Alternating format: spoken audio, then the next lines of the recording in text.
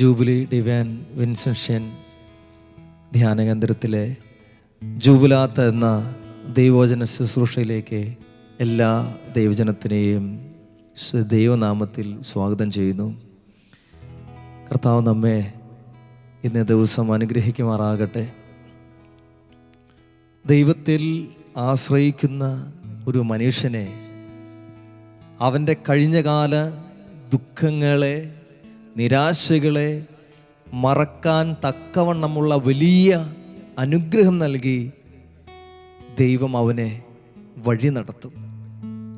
ദൈവത്തിൽ ആശ്രയിക്കുന്നൊരു വ്യക്തിയാണെങ്കിൽ എന്തെല്ലാം ദുഃഖങ്ങളുണ്ടെങ്കിലും കഴിഞ്ഞ കാലങ്ങളിൽ നടക്കാൻ പറ്റാത്ത വലിയ കയറ്റമാണ് അവൻ കടന്നുപോയതെങ്കിലും പക്ഷെ അവൻ ദൈവത്തിൽ ആശ്രയിച്ചാണ് മുൻപോട്ട് പോകുന്നെങ്കിൽ അത് മറക്കാനുള്ള വലിയ അനുഗ്രഹം ദൈവം അവന് കൊടുക്കും.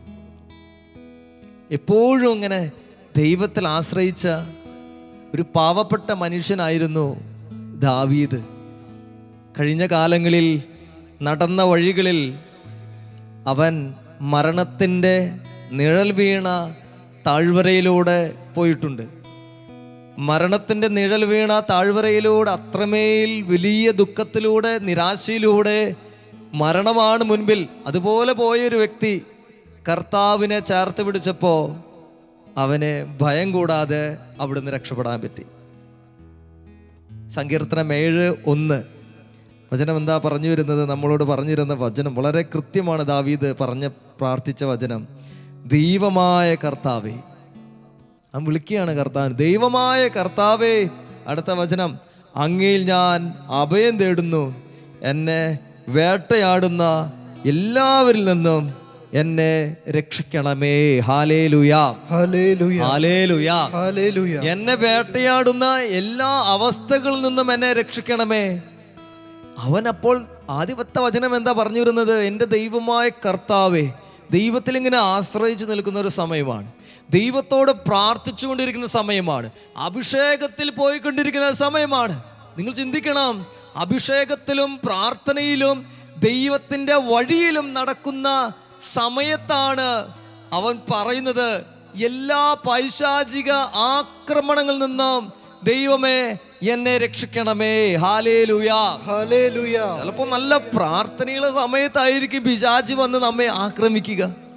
ചില വലിയ സന്തോഷത്തിൽ നിൽക്കുന്ന സമയത്തായിരിക്കും ഒരു ദുരന്തം വഴി നിങ്ങൾക്ക് ദുഃഖം നൽകുക. പ്രിയപ്പെട്ടവരെ, ഇവിടെ അപ്പസ്തോല പ്രവർത്തനം 28-ാമത്തെ അധ്യായം നമ്മളൊന്ന് ധ്യാനിക്കാൻ പോവുകയാണ്. വചനത്തിൻ്റെ തലക്കെട്ട് എങ്ങനെയാണ്?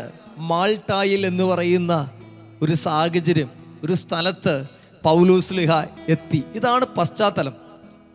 27-ാമത്തെ അധ്യായത്തിൽ നിങ്ങൾ വായിച്ചു കഴിഞ്ഞാൽ അറിയാൻ പറ്റും, ഒരു കപ്പൽ അപകടവും ദൈവപരിപാലനയിൽ ഈ പൗലോസ് മാത്രം ആശ്രയിച്ചപ്പോൾ ഈ പൗലോസിനെ പ്രതി ആ കപ്പൽ യാത്ര ചെയ്ത വിശ്വാസമില്ലാത്തവരെ ദൈവം അനുഗ്രഹിക്കുന്നത്. ഹല്ലേലൂയാ, ഹല്ലേലൂയാ, ഹല്ലേലൂയാ, ഹല്ലേലൂയാ. കപ്പൽ യാത്ര ചെയ്തവർക്ക് ഒരു വിശ്വാസമില്ലായിരുന്നു. ദൈവം പറഞ്ഞ ആ വഴി പോകരുതെന്ന്, പക്ഷെ അവര് പോയി. പക്ഷേ ഈ പൗലോസ് അതിൽ പ്രാർത്ഥിച്ചിരുന്ന ഒരു വ്യക്തി കാരണം ആ കപ്പൽ എന്ന് പറയുന്ന ഒരു കുടുംബത്തിലുണ്ടായിരുന്ന അവരെ മുഴുവനും വിശ്വാസത്തിലേക്ക് കൊണ്ടുവരാൻ സാധിച്ചു. അവസാനിപ്പിക്കുന്ന വചനം എങ്ങനെയാണ്?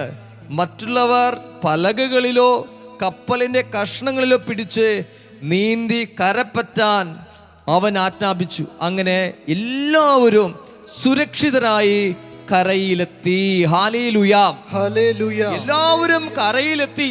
കടലിന്റെ നടുവിലെ മരണത്തിന് മുഖാമുഖം കണ്ട പൗലോസും കൂട്ടുകാരും പൗലോസിന്റെ ഒറ്റ പ്രാർത്ഥന കൊണ്ട് എന്ത് സംഭവിച്ചു?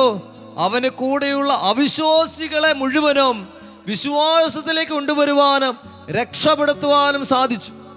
നിങ്ങളൊരൊറ്റ വ്യക്തി കാരണം അനേകരെ ദൈവത്തിൻ്റെ വിശ്വാസത്തിൽ കൊണ്ടുവരാനും കുടുംബം രക്ഷിക്കാനും സാധിക്കും. അത് പൗലോസിൻ്റെ ആഴമേറിയ ദൈവാശ്രയബോധമാണ്. എന്താണ് ദൈവാശ്രയബോധം?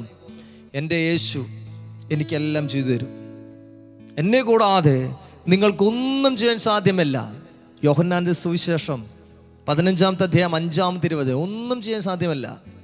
ഈ പൗലോസ് വിശ്വസിക്കാൻ തുടങ്ങി. നിങ്ങൾ ഈ വചനം പ്രാർത്ഥനാപൂർവ്വം കേൾക്കുകയാണെങ്കിൽ ഒരു സത്യം മനസ്സിലാകാൻ പോവുകയാണ്. ഞങ്ങൾ രക്ഷപ്പെട്ടു കഴിഞ്ഞപ്പോൾ മാൾട്ട എന്ന ദ്വീപാണ് ഞങ്ങൾക്കത് മനസ്സിലാക്കി.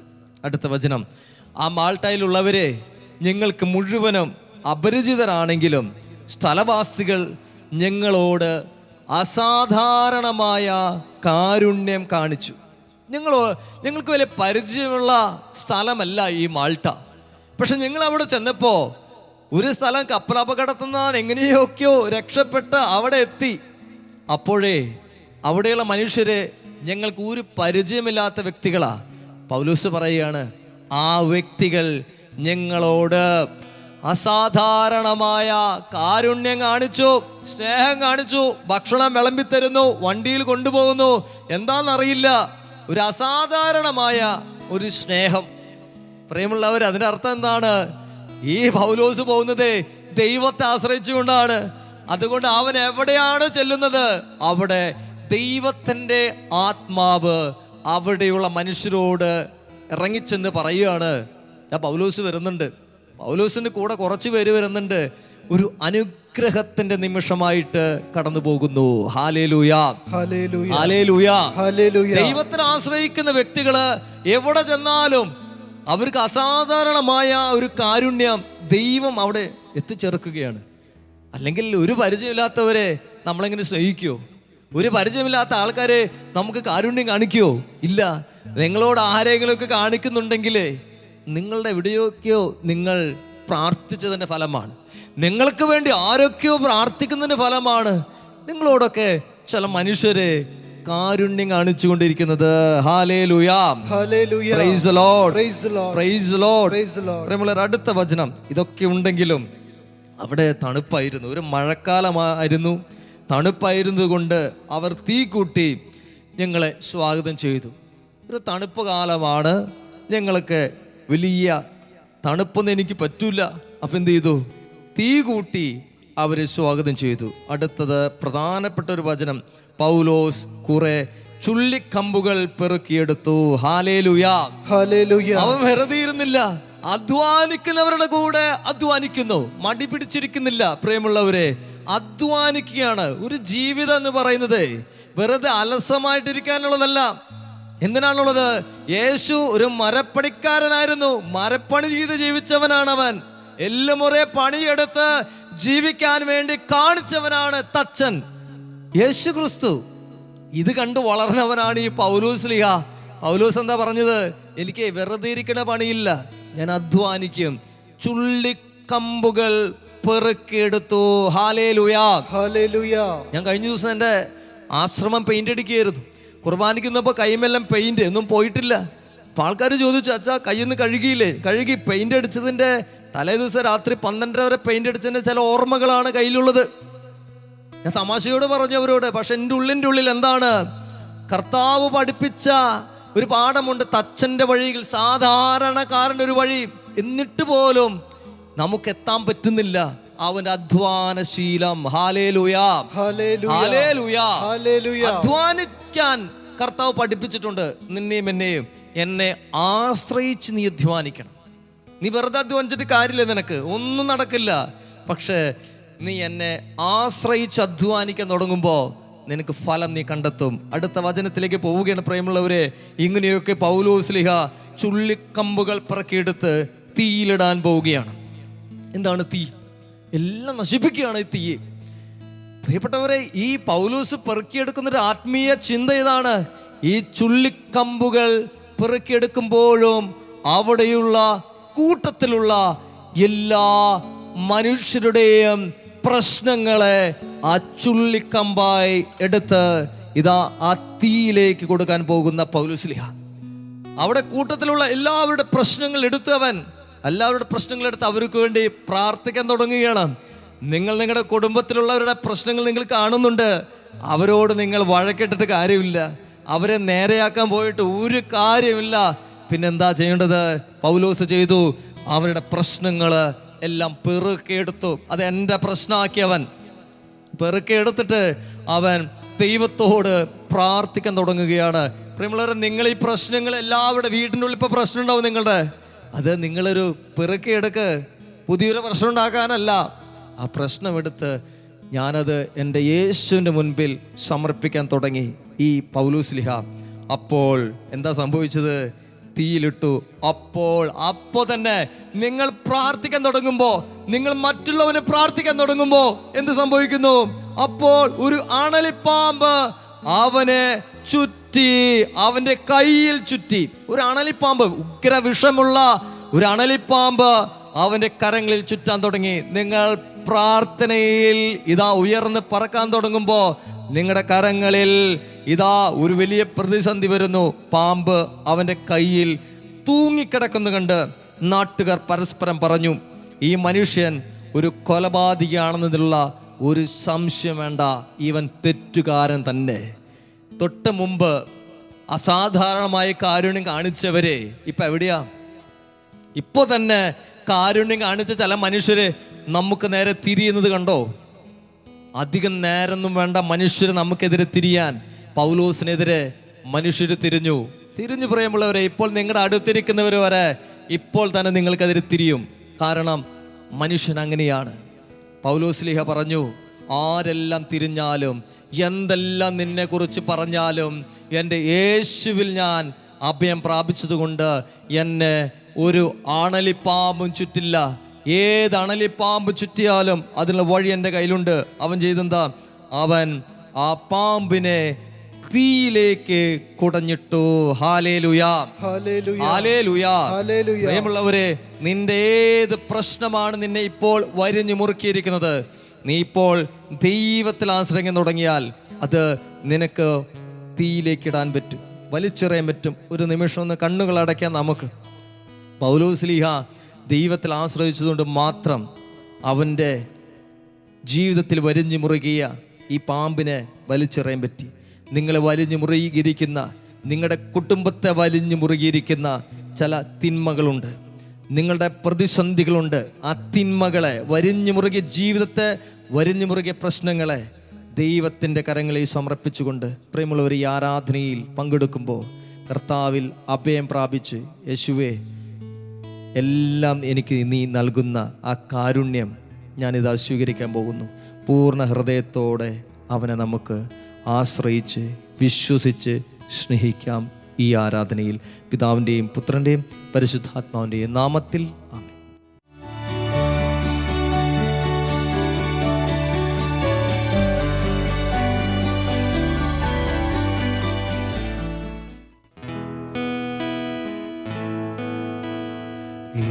ഈശോ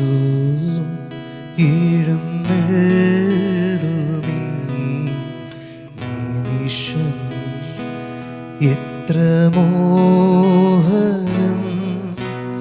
ആത്മാവിൽ പൂമഴയ സ്വർഗനാഥനിൻ ആഗതനാ സാഷ്ടാംഗം പ്രണമിച്ചിത എൻ്റെ ജീവിതം തരുന്നു ഞാൻ. ഈശോ എഴുന്നള്ളുമീ നിമിഷം എത്ര മോഹനം, ആത്മാവിൽ പൂമഴയ സ്വർഗനാഥനിൻ ആഗതനാ സാഷ്ടാംഗം പ്രണമിച്ചിത എൻ്റെ ജീവിതം തരുന്നു ഞാൻ.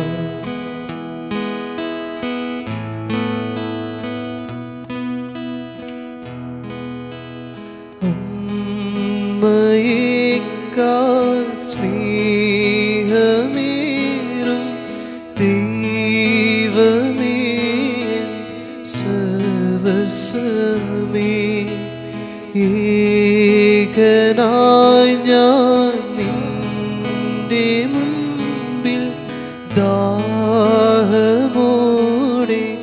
നിന്നിടുന്നു.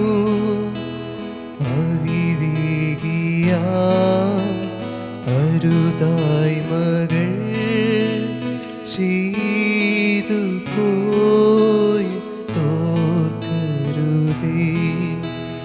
അലിവോടെ നിൻ മകനാക്കണേ.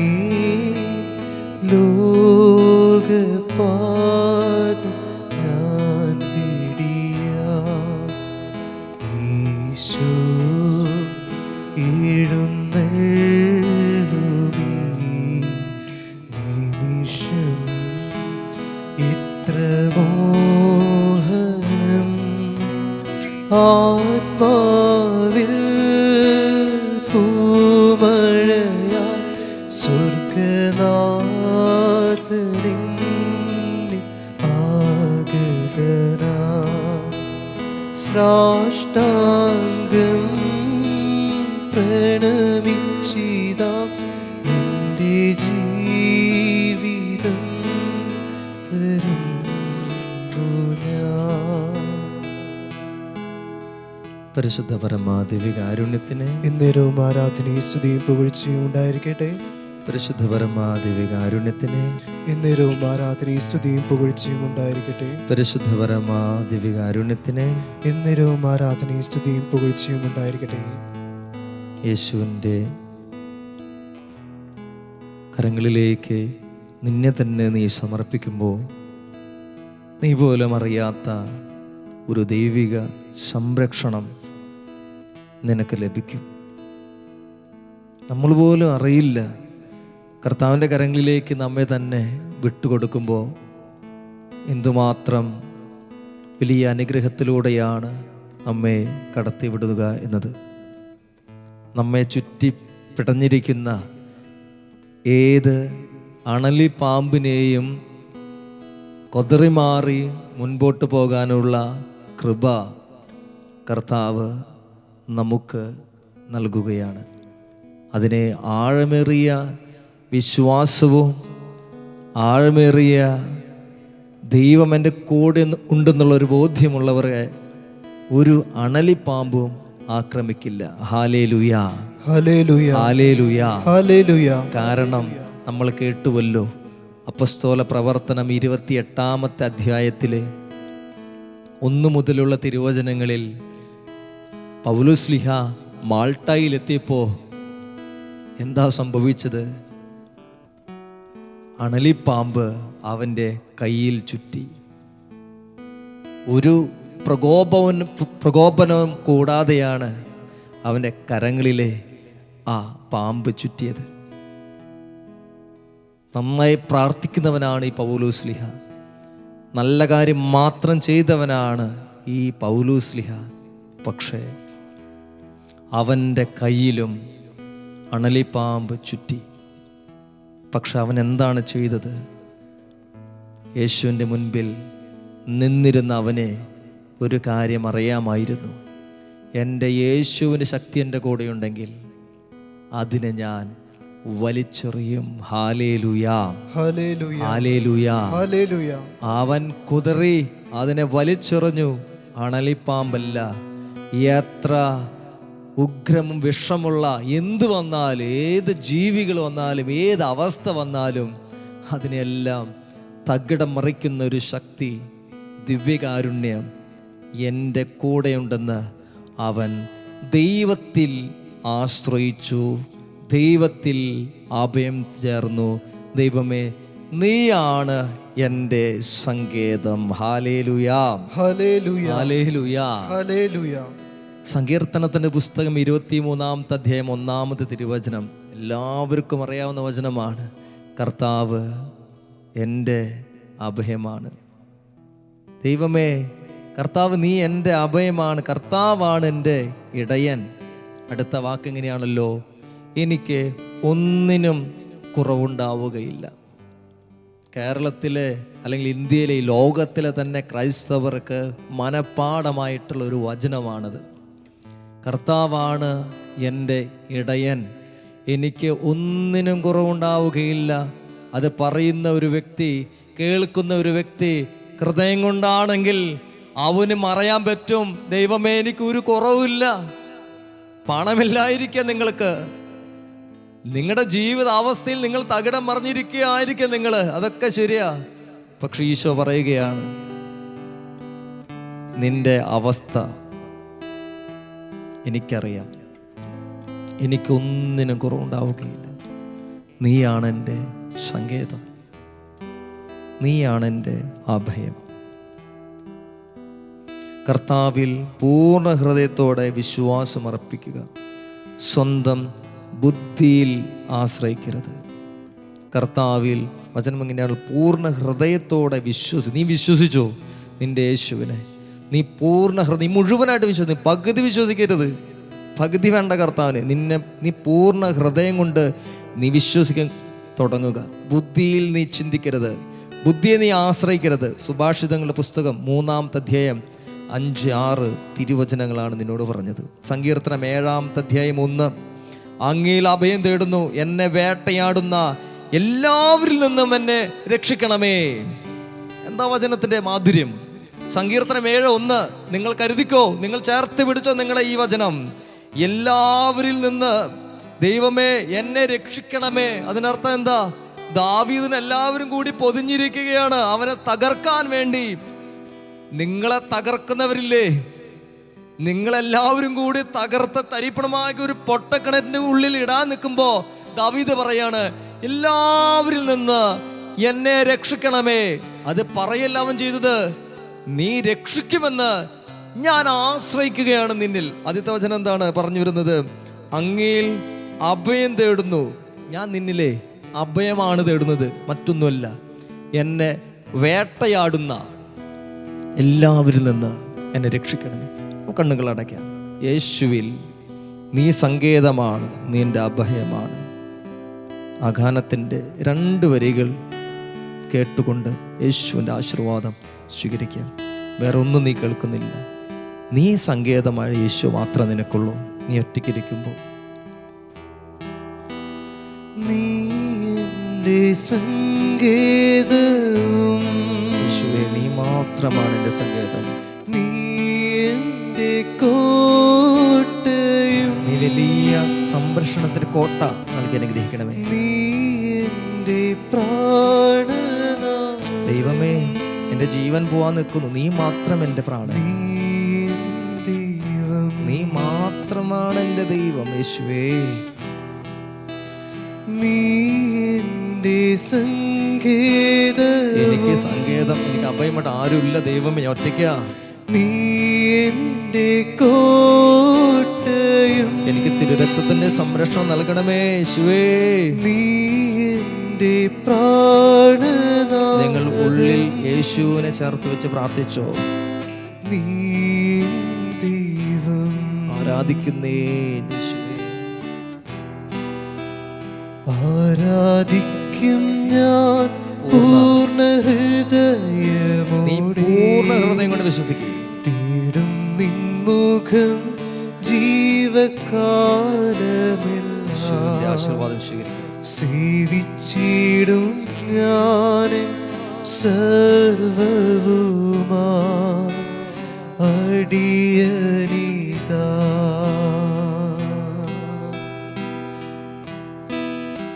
അടിയനിതാ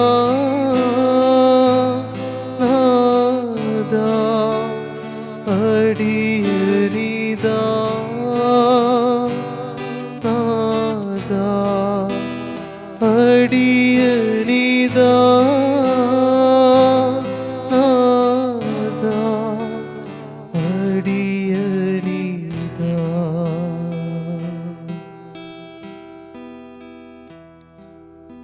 പരിശുദ്ധ പരമ ദിവ്യകാരണത്തിന് എന്നേരവും ആരാധനയും സ്തുതിയും പുകഴ്ചയും ഉണ്ടായിരിക്കട്ടെ.